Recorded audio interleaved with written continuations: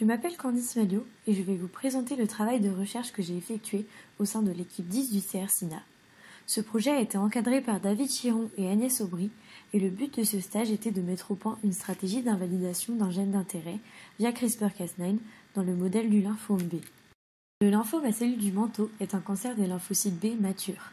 Sa zone primaire d'expansion est le ganglion, notamment grâce à la présence de lymphocytes T exprimant le CD40 ligand et de cytokines qui sont favorables à la prolifération et à la survie des cellules cancéreuses. Mais celles-ci se disséminent assez précocement dans le sang et dans la moelle au cours de la maladie. Afin d'étudier le lymphome à cellules du manteau dans des conditions proches des conditions biologiques, les chercheurs de l'équipe 10 ont mis au point un système de co-culture dans lequel les cellules circulantes sont récupérées et cultivées en présence de fibroblastes murins exprimant le CD40 ligand et un cocktail particulier de cytokines afin de recréer le micro-environnement ganglionnaire. L'équipe a alors cherché à étudier les modulations moléculaires dans le micro-environnement par rapport à ce qu'on observe chez les cellules circulantes et a pu mettre en évidence une forte répression des gènes GILZ et BIM, ce qui a pu ensuite être confirmé au niveau protéique par Western blot dans les systèmes de co-culture. Bien que BIM, protéine pro-apoptotique, soit connue pour ses fonctions dans l'apoptose cellulaire, le rôle de GILZ dans le développement du lymphome à cellules du manteau est totalement inconnu. Cela pose alors plusieurs questions. La mise sous silence de GILZ et BIM dans le micro-environnement favorise-t-elle la survie tumorale? Y a-t-il un lien entre GILZ et BIM? Afin de répondre à ces questions, le projet de mon stage était de créer des lignées cellulaires de lymphome à cellules du manteau invalidées pour GILZ via CRISPR-Cas9. Ainsi, si GILZ n'est plus exprimé, la survie des cellules circulantes augmente-t-elle? S'il existe bien un lien entre BIM et GILZ, l'absence de GILZ a-t-elle une conséquence sur BIM et son expression? La technologie CRISPR-Cas9 est un outil moléculaire qui génère des coupures double brin ciblées dans l'ADN. La Cas9, protéine d'origine bactérienne, est associée à un ARN guide qui est composé de deux parties. Une partie constante, le traceur RNA, qui va permettre l'ancrage du guide dans la protéine, et une partie variable, de 20 paires de bases, que l'on va designer en fonction de notre cible sur l'ADN. Ces 20 paires de bases sont choisies en amont d'une séquence PAM qui donne le signal de coupure. Celle-ci sera alors effectuée 3 à 4 nucléotides en amont du PAM. Une fois la coupure réalisée, les mécanismes de réparation cellulaire vont chercher à réparer l'ADN. On observe alors des insertions ou des lésions plus ou moins grandes que l'on appelle indels et qui vont permettre de faire un knock-out sur le gène, autrement dit, de l'invalider. La première étape est l'étape de design du cRNA, ce qui est une approche majoritairement bioinformatique. Le gène TSC22D3 qui code pour GILZ est la cible dans laquelle on a choisi les 20 paires de bases. Il engendre 5 transcrits et donc 5 variants protéiques différents. On a donc choisi de cibler un exon commun à ces 5 variants pour être sûr d'invalider GILZ et les protéines qui lui sont semblables. Plusieurs sites internet proposent des outils de design de cRNA et en recroisant les données obtenues dans plusieurs d'entre eux, on a pu sélectionner 3 cRNA candidats qui respectaient au mieux les critères de sélection d'un cRNA, à savoir être proche de la TG et avoir un risque off-target, soit une coupure en dehors de notre cible, le plus faible possible. Pour vérifier que nos cRNA sont fonctionnels et de déterminer lequel d'entre eux offre la meilleure coupure, il faut construire moléculairement le sgRNA. Pour ce faire, on a cloné nos différents candidats dans des plasmides qui contiennent à la fois le traceur RNA, mais aussi la Cas9. On a ensuite transformé des bactéries compétentes avec les plasmides obtenus et effectué une PCR sur colonie avec des amorces spécifiques permettant de ne sélectionner que les clones possédant un plasmide ayant bien intégré le cRNA. Arrive enfin l'étape où l'on va vérifier si nos sgRNA sont fonctionnels et sélectionner celui qui servira pour la suite du protocole.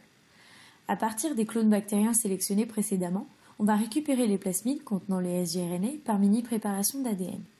On peut alors vérifier que ceux-ci permettent bien d'effectuer une coupure en transfectant des HEC293T, des cellules immortalisées et faciles à utiliser en laboratoire.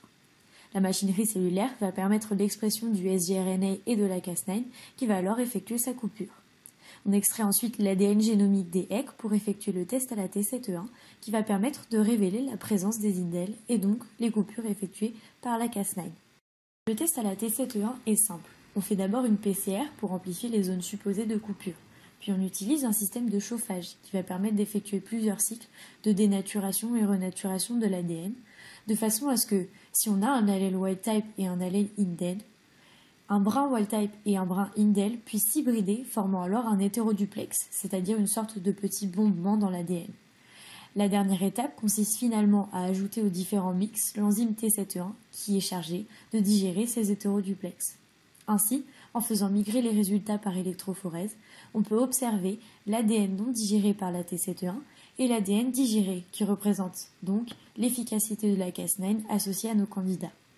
En quantifiant l'intensité lumineuse des bandes, on a pu sélectionner le meilleur candidat qui s'est révélé être le SGRNF3. La dernière étape est d'invalider GilZ directement dans les lignées de lymphome à cellules du manteau. Pour ce faire, on va infecter les cellules avec 2 lentivirus. Un premier déjà disponible au laboratoire contenant la Cas9 et un marqueur fluorescent mCherry, et un second qu'on va produire contenant notre sgRNA et un marqueur qui, cette fois, est la GFP. Nous avons pu débuter la production du lentivirus en clonant le cRNA3 dans un vecteur lentiviral contenant le traceur RNA et la GFP. Ce vecteur contient également un répresseur, appelé TET, qui va permettre de limiter la production du sgRNA dans le temps. Ainsi, il faudra appliquer un traitement aux cellules pour permettre l'expression du sgRNA et donc pour, en quelque sorte, autoriser la Cas9 à effectuer une coupure. Ce répresseur est donc une sécurité qui protège les utilisateurs au laboratoire. Malheureusement, à cause du confinement, nous avons dû stopper le projet à cette étape. Pour la suite, il faudra alors produire les lentivirus à partir des vecteurs designés plus tôt. Une fois les lentivirus prêts, on pourra alors effectuer une première infection pour intégrer la Cas9 aux cellules. Un passage au cytomètre en flux permettra de cribler les cellules fluorescentes en rouge et de les récupérer. Une seconde infection sur ces cellules permettra alors d'intégrer le sgRNA inductible. Un deuxième tri cellulaire pourra être effectué sur les cellules rouges et vertes. Ces cellules posséderont bien les marqueurs mCherry et GFP et donc tout ce qu'il faut pour réaliser la coupure sur TSC22D3. Il suffira alors de les traiter à la doxycycline, ce qui permettra de lever la répression du TET et ainsi d'induire le knockout. Néanmoins, une dernière étape sera nécessaire pour valider le knockout. Pour ce faire, un séquençage sera effectué au niveau du lieu de coupure pour vérifier l'indel et on effectuera également au niveau protéique un Western blot afin de confirmer l'absence de la protéine GilZ. La réalisation de cette lignée cellulaire GilZ knockout aura alors pour but l'étude de l'interaction entre GilZ et BIM par chip, co-immunoprécipitation, mais également l'étude de la réponse de ces cellules aux différents traitements afin de caractériser le rôle de GilZ dans le développement du lymphome à cellules du manteau.